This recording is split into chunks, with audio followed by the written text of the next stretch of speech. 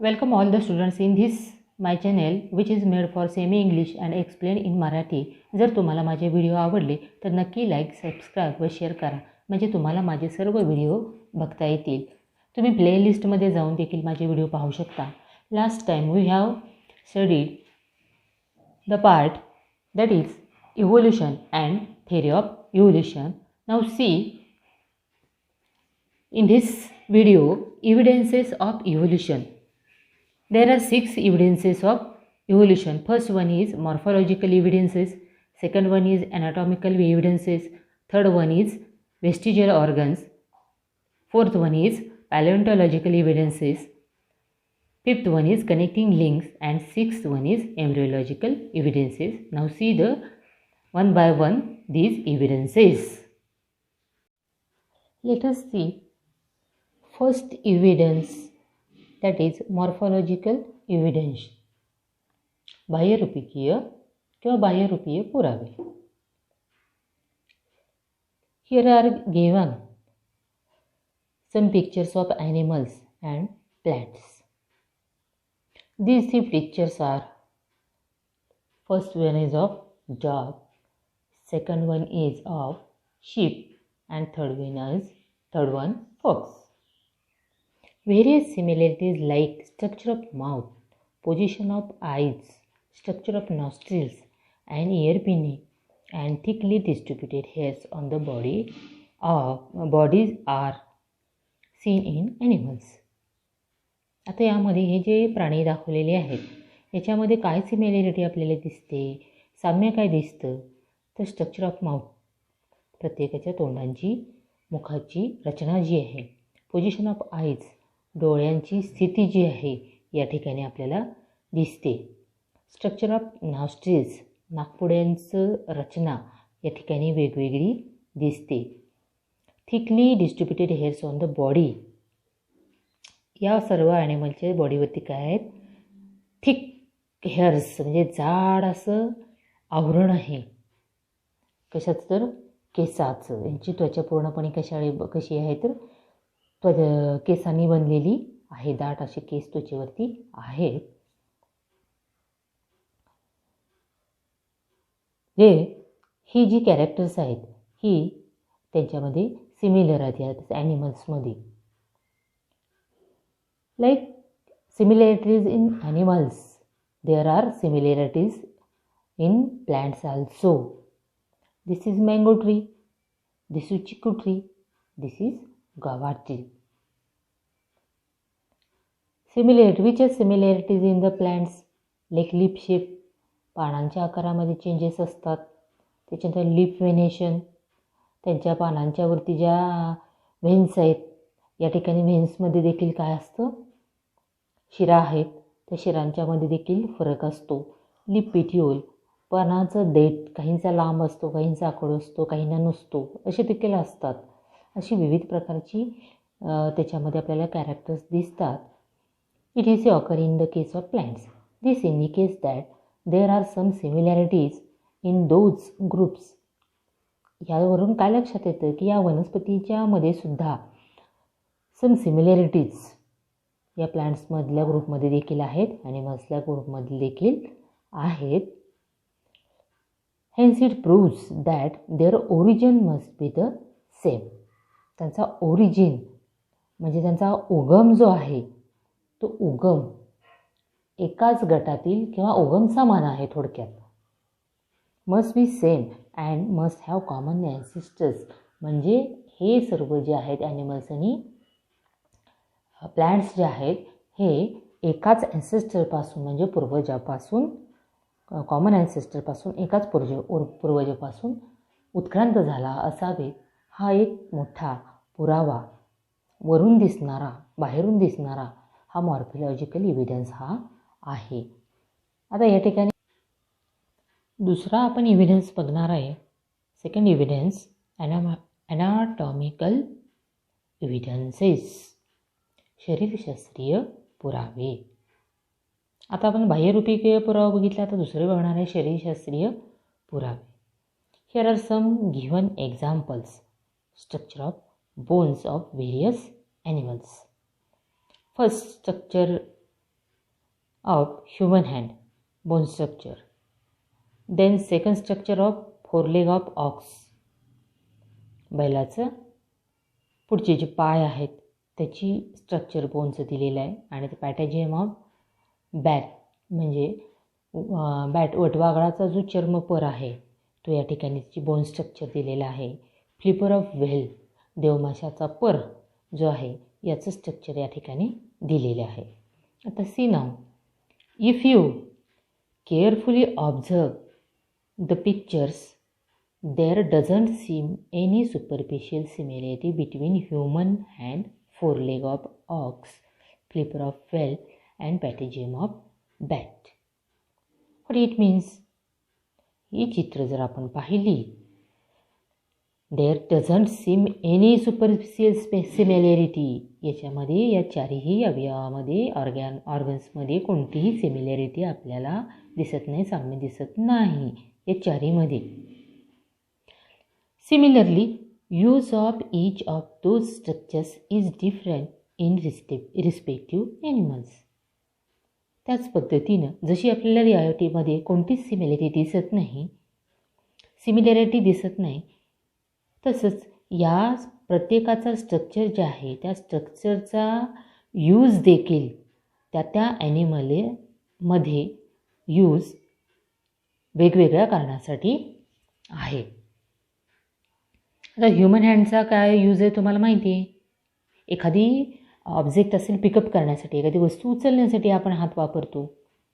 बैलाचा जो ऑक्सचा जो फोरलेग आहे, पाय आहे, त्याचा काय उपयोग होतो? फॉर वॉकिंग, चालण्यासाठी होतो. पॅटेजियम ऑफ बॅट त्याचा कशासाठी उपयोग होतो? तर या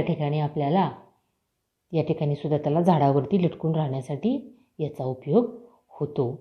आणि माशाचा जो फ्लिपर आहे, पर आता साहजिकच याचा उपयोग काय होतो तर फॉर स्विमिंग इन वॉटर, पाण्यामध्ये पोहण्यासाठी होतो. त्याच्या बोनी स्ट्रक्चर जे आहे ते वरून तर आपल्याला सिमिलॅरिटी दिसत नाही. त्याच्यानंतर ह्या सगळे जे ऑर्गन्स आहेत या व्हेरियस ॲनिमल्समधले they perform the different function. प्रत्येकाचा कार्य देखील प्रत्येकाचं वेगवेगळं आहे. आपण बघितलं की वस्तू उचलणं, चालणं, त्याच्यानंतर घट्ट झाडाला पकडून ठेवणं, उलटं टांगले जातात ते या ठिकाणी पोहण्यासाठी याचा उपयोग होतो. तर आता याच्यावरून काय लक्षात येतं? However there is similarity is structure of bones and joints in the organs of each of those animals. आता जरी ही स्ट्रक्चर्स आपल्याला सारखी नसली दिसत, सिमिलॅरिटी दिसत नसली, because their functions are different in specific animal. प्रत्येकाचं जे फंक्शन कार्य आहे ते प्रत्येकामध्ये काय आहे? डिफरंट आहे, वेगवेगळं आहे म्हणून. But there is similarity in structure of bones and joints. या सर्व प्राण्यांचं आपण जर बोन्स बघितले, हे बोन्स स्ट्रक्चर जे आहे ते स्ट्रक्चर मात्र सेम आहे. आणि त्याच्यामध्ये या स्ट्रक्चरला बोन्स जे अटॅच केलेले असतात ते बोन्स अटॅच कशाने केलेले असतात तर त्या ठिकाणी जॉईंट्स असतात, जॉईंट्समध्ये सांधे असतात. या ठिकाणी सर्वांची रचना मात्र अगदी केअरफुली काळजीपूर्वक जर निरीक्षण केलं आपण तर ही मात्र आपल्याला सेम दिसते. This similarity indicates that those animals may have common ancestors.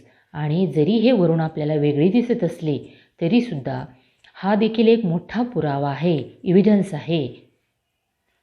कारण ही जी सिमिलॅरिटी आहे that indicates what show it animals may have common ancestors. या ॲनिमल्समध्ये देखील कॉमन ॲन्सेस्टर्स म्हणजे हे सगळे ॲनिमल्स जे आहे ते कुणापासून उत्क्रांत झाले आहेत तर कॉमन ॲन्सेस्टर्स म्हणजे कुणातरी एका पूर्वजापासूनच यांची देखील निर्मिती झाली असावी हे सिद्ध करतात हे पुरावे. Let us see third evidence that is vestigial organs means अवशेषांग. Vestigial organs means what? Degenerated or underdeveloped useless organs of organisms are called as vestigial organs. He definition आहे vestigial organs अवशेषांगांची. Degenerated म्हणजे ऱ्हास पावलेले, underdeveloped अविकसित असलेले, useless, उपयोग नसलेले organs जे आहेत ऑर्गॅनिझम्समधले म्हणजे सजीवांच्यामधले की ज्यांचा ऱ्हास झालेला आहे काहींमध्ये त्या अविकसित आहेत, काहींमध्ये युजलेस म्हणजे उपयुक्तच नाहीत. These organs are called as vestigial organs, त्याला अवशेषांग असं म्हणतात. In living organisms sudden development of new tissues or organs for living in changing environment is not possible. Instead existing organ undergo gradual changes. Mostly a specific structure in the body is useful under certain situations. However, same structure under different situation may become useless or even harmful. आता या ठिकाणी काय होतं की living ऑर्गॅनिझममध्ये sudden development of new tissues or organs for living in changing environment is not possible. Environment सतत काय होत असतं, चेंज होत असतं, पर्यावरणामध्ये सतत बदल होत असतो आणि अशा होणाऱ्या बदलांना प्रत्येक सजीवाला जर तिथं टिकून राहायचं असेल तर चेंजिंग एन्व्हायरमेंटमध्ये काय करावं लागतं, साहजिकच मिळतं घ्यावं लागतं, ॲडॅप्टेशन्स करावे लागतात, अनुकूलन साधावं लागतं. आणि अशा पद्धतीनं मग या चेंजिंग एन्व्हायरमेंटमध्ये sudden development of new tissues or organs is not possible. सजीवांना एखाद्या नवीन टिश्यू आणि नवीन न्यू ऑर्गन्स उती आणि ऑर्गन्स जे आहेत, इंद्रिय आहेत, ही नवीन तयार करणं अचानक सडन डेव्हलपमेंट नॉट पॉसिबल, शक्य होत नाही. त्याच्याऐवजी काय होतं, instead existing organs undergo gradual changes. मग जे एक्झिस्टिंग ऑर्गन्सच आहेत, अस्तित्वात त्यांच्यामध्ये असलेले ऑर्गन्स जे आहेत, अवयव जे आहेत, अंडरगो ग्रॅज्युअल चेंजेस, त्याच्यामध्येच हळूहळू काय व्हायला लागतात, चेंजेस, बदल व्हायला लागतात. Mostly a specific structure in the body is useful under certain situation. अशा वेळेला मग हे स्पेसिफिक स्ट्रक्चर जे आहे बॉडीमधलं वैशिष्ट्यपूर्ण असं रचना जी आहे बॉडीमधली, काही वेळेला काय होतं, युजफुल अंडर सर्टन सिच्युएशन, एखाद्या विशिष्ट परिस्थितीमध्ये ती युजफुल असते, उपयोगाला असते त्या सजीवाला. However same structure under different situation may become useless or even harmful. आणि अशा वेळेला तोच ऑर्गन जर सेम स्ट्रक्चर असेल पण डिफरंट सिच्युएशन, दुसरी एखादी परिस्थिती असेल तर मे बिकम युजलेस. मग तो अवयव दुसऱ्या प्राण्यामध्ये काय होतो, युजलेस होतो, म्हणजे निरुपयोगी होतो किंवा त्याला हार्मफुल देखील ठरू शकतो किंवा अपायकारक देखील ठरू शकतो. याच्यावरून काय लक्षात घेतलं की काही आपल्यामध्ये ऑर्गन्स असे आहेत की ते ऑर्गॅनिझम चेंजिंग एन्व्हायरमेंटनुसार आपल्यामध्ये काही न्यू टिश्यूज किंवा न्यू ऑर्गन्स डेव्हलप होऊ शकत नाहीत. मग अशा वेळेला त्याच्या ऑर्गन्समध्येच काय होतो, ग्रॅज्युअल चेंज होतो. आणि ग्रॅज्युअल झालेला चेंज आहे म्हणजे जे स्ट्रक्चर आहे, काहीमध्ये युजफुल असतं, उपयोगाचं असतं, तर काही वेळेला ते स्ट्रक्चर काहींमध्ये युजलेस म्हणजे निरुपयोगी असतं किंवा अपायकारक असतं. Such structures begins to degenerate under such situations as per the principle of natural selection. मग ज्यामध्ये ही स्ट्रक्चर्स आहेत जी युजलेस आहेत म्हणजे उपयोगाची नाहीत किंवा हार्मफुल आहेत, अपायकारक आहेत, ती काय व्हायला लागतात, दे स्टार्ट्स डिजनरेट, त्यांचा ऱ्हास पावायला सुरुवात होते म्हणजे नष्ट व्हायला लागतात. Under such a situation as per principle of natural selection. हे कशाच्या प्रिन्सिपलनुसार, तत्वानुसार होतं तर नॅचरल सिलेक्शन म्हणजे नैसर्गिक निवडीचा जो सिद्धांत आहे त्या नैसर्गिक निवडीच्या सिद्धांतानुसार ही स्ट्रक्चर्स त्या ॲनिमल्समधली किंवा प्लॅन्ट्समधली असतात. इन ॲनिमलच्या संदर्भात आपण इथं बोलतो आहे की नष्ट व्हायला लागतात. It takes thousands of years for a structure to disappear. आता हे स्ट्रक्चर असं होत नाही की आज आहे आणि उद्या लगेच नष्ट झालं, डिसॲपियर झालं. It takes thousands of year, हजारो वर्ष लागतात for structure of structure to disappear म्हणजे हे स्ट्रक्चर सजीवामध्ये असणारं, प्राण्यांच्यामध्ये असणारं डिसअपिअर व्हायला, नाहीसं व्हायला हजारो वर्ष लागतात. Such organs are seen in different phases of disappearance in different animals. मग अशा पद्धतीचे जे ऑर्गन्स आहेत डिसअपिअर व्हायला लागलेले, नष्ट व्हायला लागलेले, R seen in different phases, मग ते आपल्याला वेगवेगळ्या फेजेसमध्ये, अवस्थेमध्ये दिसतात. Of disappearance in different animals, मग प्रत्येक ॲनिमल्समध्ये अशा पद्धतीचे जे ऑर्गन्स आहेत ते आपल्याला डिसअपिअर व्हायला लागलेले वेगवेगळ्या पद्धतीच्या टप्प्यामध्ये दिसतात. Such organs though non functional in certain organisms, मग हे जे ऑर्गन्स आहेत, अवयव आहेत, ते नॉन फंक्शनल आहेत. नॉन फंक्शनल म्हणजे काहीही त्याचं कार्य नाही. इन सर्टन ऑर्गॅनिझम्स, काही ॲनिमल्समध्ये किंवा सजीवामध्ये ते नॉन फंक्शनल, निरुपयोगी आहेत. It may be functional in other organisms, आणि तेच अवयव इतर ऑर्गॅनिझम्स सजीवामध्ये फंक्शनल आहेत, म्हणजे अजूनही कार्य करतात. That is it is not vestigial organ in other organisms, म्हणजे ते इतर ऑर्गॅनिझम्समध्ये नॉट व्हेस्टिजियल म्हणजे अवशेषांग नाहीत. म्हणजे ज्यांच्यामध्ये उपयोगाचे आहेत त्यांना व्हेस्टिजियल म्हणतात. अवशेषांग उपयोगाचे आहेत त्यांना नॉट व्हेस्टिजियल म्हणतात, आणि ज्यांना ते उपयोगाचे नाहीत त्यांना फक्त व्हेस्टिजियल म्हणतात. त्यांच्यामध्ये फक्त ते शिल्लकच असतात, म्हणून त्याला काय म्हटलं जातं, व्हेस्टिजियल ऑर्गन्स असं म्हटलं जातं. Let us see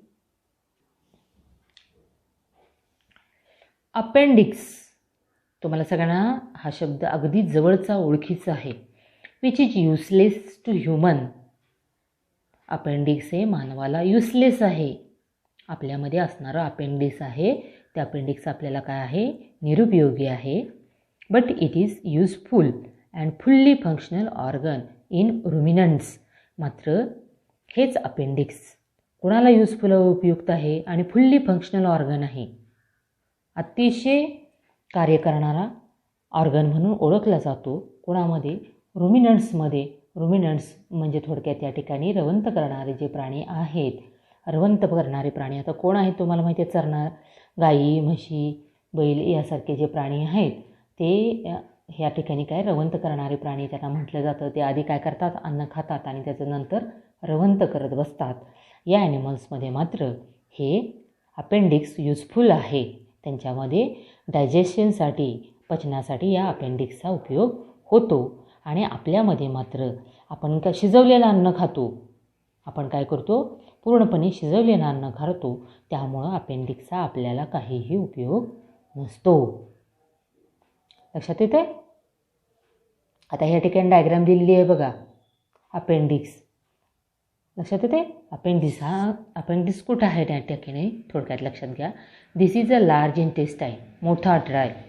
this is a small intestine, लहान आतडाय. बोथ आर जॉईंट हिअर, दोन्ही आतडे एकमेकांना या ठिकाणी काय झालेले आहेत, जॉईंट झालेले आहेत. आणि या जॉईंटच्या या ठिकाणी स्मॉल इंटेस्टाईन, लार्ज इंटेस्टाईन, लहान आतडा आणि मोठा आतडे जिथं जोडलं जातं त्या ठिकाणी हा अपेंडिक्स दाखवलेला आहे.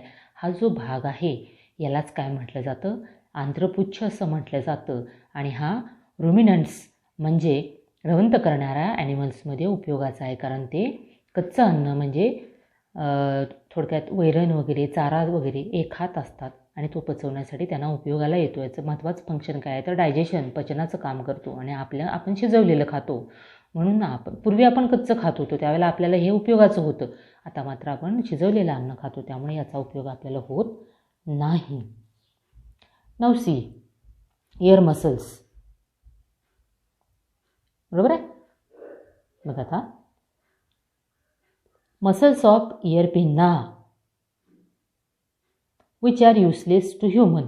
या इयर पिन्नाच्या मसल्स आहेत, कानाचे जे स्नायू आहेत ते कानाचे स्नायू मानवाला युजलेस, उपयोगाचे नाहीत. Are useful in monkeys for movement of ear pinna. आणि तेच मात्र इयर पिन्ना जे आहेत कोणामध्ये उपयोग आहेत, मंकीज, माकडांमध्ये आहेत. कारण माकड काय करतं, कानाची हालचाल करतं. तुम्ही बघितले ना माकडांसारख्या प्राण्यांची कानांची हालचाल होताना.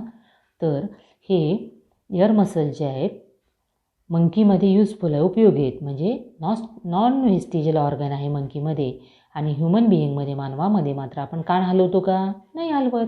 मुवमेंट ऑफ इयर, कानाची हालचाल आपल्यामध्ये होत नाही. त्यामुळे ह्या इयर मसल्स ज्या आपल्यामधल्या आहेत, इट इज वेस्टिजियल ऑर्गन. आपल्यामध्ये मात्र वेस्टिजियल ऑर्गन अवशेषांग म्हणून आहे. या ठिकाणी दुसरं पाहा आता उदाहरण. या ठिकाणी various vestigial organs like tailbone, that is coccyx. आता असंख्य उदाहरणं आहेत, त्याच्यामध्ये 101 तरी मानवामध्ये आपल्याला सांगता येतील की अशी वेस्टिजियल ऑर्गन्स आहेत. आता vestigial organs like tailbone, tailbone म्हणजे काय म्हटलं जातं, त्याला माकड हाड म्हटलं जातं. हे माकड हाड कोणामध्ये असतं, माकडामध्ये असतं. That is called also coccyx. माकडाला त्याचा उपयोग होतो शेपटी हलवण्याकरता, परंतु त्याच प्रकारचं स्ट्रक्चर आपल्यामध्ये सुद्धा आहे अजूनही शिल्लक वेस्टिजियल ऑर्गन म्हणून, पण आपल्याला युजफुल नाही, कारण आपल्याला आता आपली शेपटीच नष्ट झालेली आहे. विजडम टीथ, अक्कलदाढ ज्याला म्हटलं जातो, ही अक्कलदाढ ही सुद्धा आपल्याला कशाची उपयोगाला येत नाही.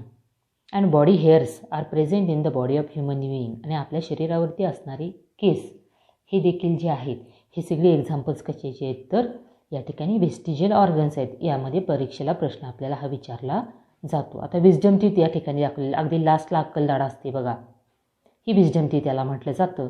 आणि त्याच्यानंतर या ठिकाणी टेलबोन, कॉकिक्स म्हणजे या ठिकाणी हे जे माकड आहे हे माकडामध्ये आहे, शेपटीला जोडलेलं असतं.